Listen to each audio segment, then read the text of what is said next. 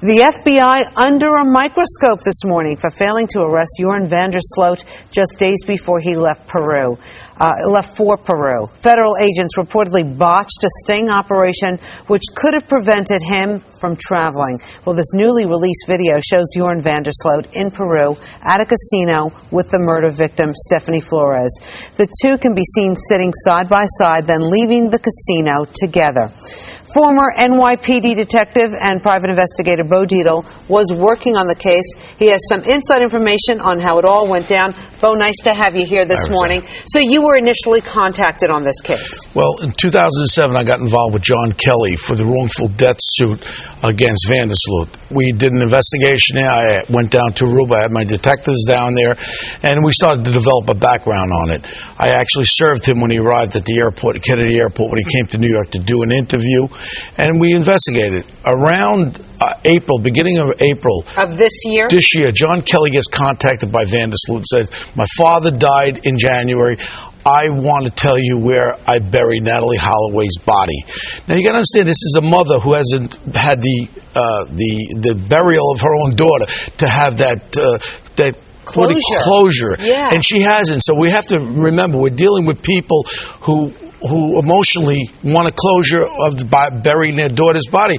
So what happens is he contacts and says, I'll tell you where the body's buried. So John meets with me, and I said, look, this is an extortion setup, and we talk about bringing the FBI. And we contact the FBI office in Alabama. FBI office tells John, tell Bo back out. We'll set it up. The meeting is in a hotel room in Aruba where they get a warrant, and they get an actual warrant to do this with the Aruban government. Is part and parcel with this whole thing. Everybody's pointing fingers at the FBI, but the Aruban government's there. In that room, they give them $10,000 cash. They wire $15,000 Joran van der Sloot's account in the Netherlands. So now you got wire fraud, you got extortion, but you have something else. He makes admissions on how he killed Natalee. Yeah, what did he say in that interview? I don't want to get too specific, well, but give us something. Well, he says that she died and how he was involved with her death, and then he buries her, and he gets help from someone else, and he buries her. This is all facts. The Aruban government were involved with this information, and they didn't do anything. Under their law, 180 days they could have held him just on suspicion on that statement. Now all of a sudden he disappears. This was on May 10th it went down. The FBI there had these two charges on him, plus the Aruban government have the charge of the wrongful death of Natalee Holloway. Let me just slow you down 1 second. Yeah. The FBI today is saying that they had nothing to do with this, that it was private money. All right. The FBI was there. They ran the whole sting operation on the extortion. They were there. Money was exchanged. Whose money was it? Was it the Fed money, or did it come from private money? Come from the Holloways. It came from the Holloways. Yeah, well, again, the mother wants to have closure to find the daughter's body. The money was there. The extortion went down.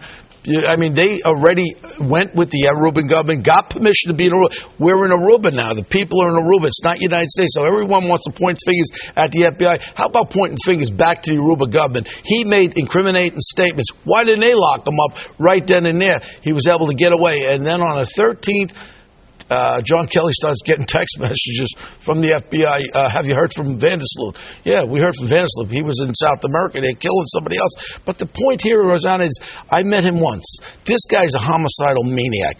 I want to know for 5 years when he was in Thailand, when he was traveling around the world, how many others did he kill? Do you think that there Absolutely. could be? Rosanna, you know my background is involved with murders. Yeah. When you meet this guy, you can look at his picture from when he first was arrested till now. He's only 22. He looks like a 40-year-old man. He's got this way about him. And also, they found those drugs again in the car of Flores, the girl that was killed. Yeah. They found 2 of those roofie pills in the car. This was his MO when we did the investigation. He used to meet girls in Aruba, and he would slip the Mickeys into them, and then he would have his way. Some of them didn't cooperate, obviously, with him, and that was hence, I believe, how he killed Natalee Holloway, and now it occurred again. This girl was looking on his laptop. That's enough to break her neck. And supposedly the girl was, she said that she was a lesbian. So well, lesbian, I don't care what she was. No, but maybe she wasn't interested in him anyway. Well, you know what I think his motive was? How about she won in the poker tournament $5,000? This creep wanted to rob her, so he changed his MO there. It wasn't maybe for the sexuality; it was for robbing that girl. Quickly, Bo. anything that Jorn Vandersloot said in that hotel room pan out as far as finding Natalee Holloway? The sad part of this whole case is we still don't know where Natalee Holloway's body is. And this poor family, and again, I reach out to the Holloway family, Beth, and it's such a horrible thing to be a mother and not be able to bury your daughter and have her near you in a grave somewhere. This creep wanted to shake him down for $250,000, and he didn't even have the information to give to him. That's a creep. Bo Dietl, thank you so much for being here this morning. Thank you, Rosanna. Greg?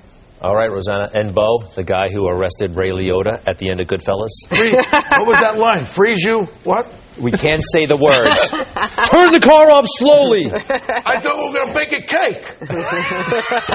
Baking a cake. See you in Attica. Bye-bye. Check it out. If you don't know what we're talking about, watch Goodfellas. I know it's 20 years old, but it's a great movie. Thank you. Coming up on Good Day New York. Hey, Jordan Sparks from American Idol is going to be here. Looking forward to meeting her.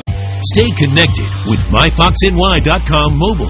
Download the iPhone app or text Fox 5 to 46988 for other devices. Local news, weather, and traffic on the go with MyFoxNY.com mobile.